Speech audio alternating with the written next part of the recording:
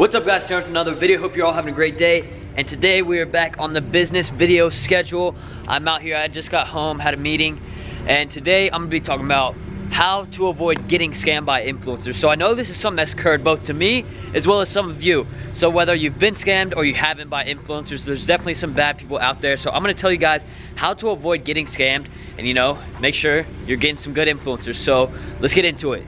And before we get into this video of me actually telling you the reasons, to look out for to not get scammed by influencers, actually a story of me as an influencer and how other influencers almost got scammed. So there's some statistic website out there, like the biggest one right now is Social Blade, but there's a lot of different ones, to see different statistics and different things about different pages on Instagram. All these analytics, you see where people are from, is it male or female, and now Instagram has already integrated that kind of stuff if you have a business page on Instagram. But a year or two ago, it wasn't like that. So what people would do, they would create these lookalike websites. So let's say it was Social Blade. I forget the name of what exactly one people try to scam us with, but it was a website that looked exactly like this other statistic website, and you had to log in with your Instagram account to actually see the results and the analytics and everything like that. So these people were like, hey, I want to buy a shout out, and they tell you all these different things, all these shouts they want to buy, $500 worth. So it seems too good to be true off the bat, but you're like, all right, whatever. If you're buying the ad, you send us the money, we'll post them, it's all good. But what these people would do, they would be like, hey, before we buy the ad, we need you to log in here to our website and, so we can see the analytics. And the website was a complete scam. You log in, they would take your information and then steal your Instagram account. So they don't do that anymore, I don't believe, but there was some people around. There's definitely some bad people out there trying to scam us, steal our accounts and stuff.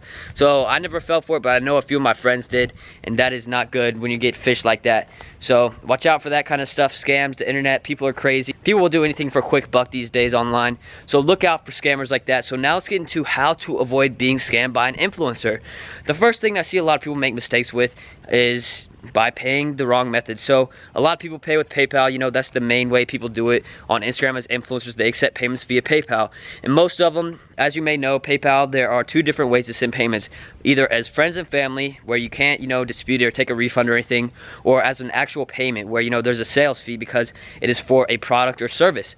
So there's two different types of payments, and influencers usually want to get paid by friends and family because if they get paid, they post the ad, and then the person disputes the payment and they get their money back, then they're screwed because they already posted the ad is gone now, and there's nothing you can do to get that money back.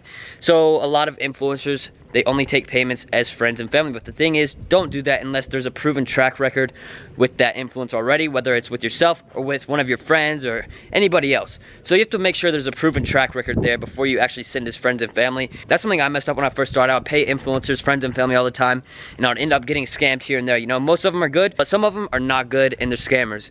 So make sure, unless there's a proven track record already, pay as goods and services just because it's a service slash product that you are buying from these influencers.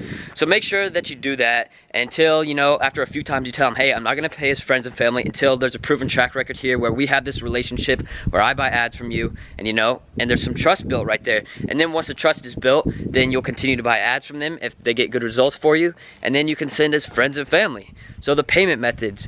And now another thing that I want to talk about real quick is these influencers. If you're buying from them, make sure that it is a page that doesn't bury your post, because you'll see a lot of these shout out pages on here that are like fashion, nails, makeup, that kind of thing, that post so many times. Like, they post niche related content all the time, every day, but at the same time, if you buy an ad from them, I see so many ads buried like 4 or 5 rows down. So there's a thing called NIF, N-I-F, so it means none in front. So usually when you buy an ad, you tell them 1 hour NIF or 2 posts. You try to figure it out, but you want to usually stay on the top row, because the way Instagram feed works right now is by which post has the most engagement is the one that'll be higher up in your feed. So if your shout out is getting buried by all these other posts, shout outs, whatever, then people are not going to be able to see that, and your money's going to be wasted because you're not reaching this audience, this full capacity that you could have by being on the top row of that influencer's page. So make sure you talk to them, make sure that they're not going to bury you, and look at the pages, make sure that they're actually posting shout outs and not just trying to steal your money. Because if it's a page that you want to buy from and all they have is niche related content, you look at it for a couple of days, you never see any shout outs posted, and they say they post shout outs all the time, be careful with that. So PayPal is usually good getting your money back if you send as goods and services.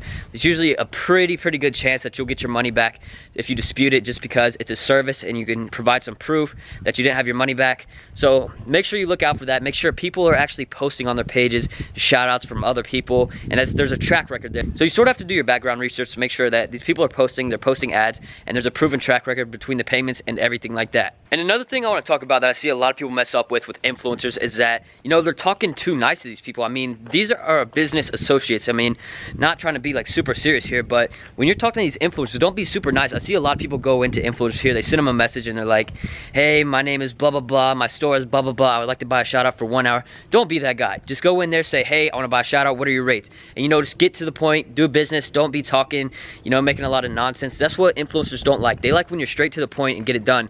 That's one thing that a lot of influencers have complimented me about, is just because I'm straight to the point. I don't ask a bunch of questions, I don't send a bunch of fluff. You know, I try to keep it straight to the point, don't waste time, get straight to the point of money and business and, you know, working together.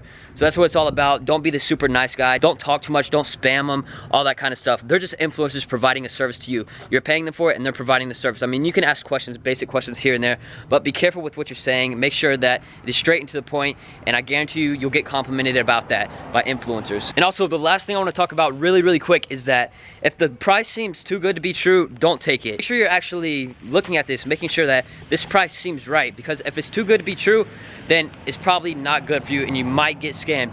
So look out for that. Make sure that the price seems reasonable. You know, if something seems too cheap, super cheap, like a super good deal, don't fall for it. They might scam you. There's a decent chance that'll happen. So stay on the lookout. Make sure you're getting a decent deal. Negotiate.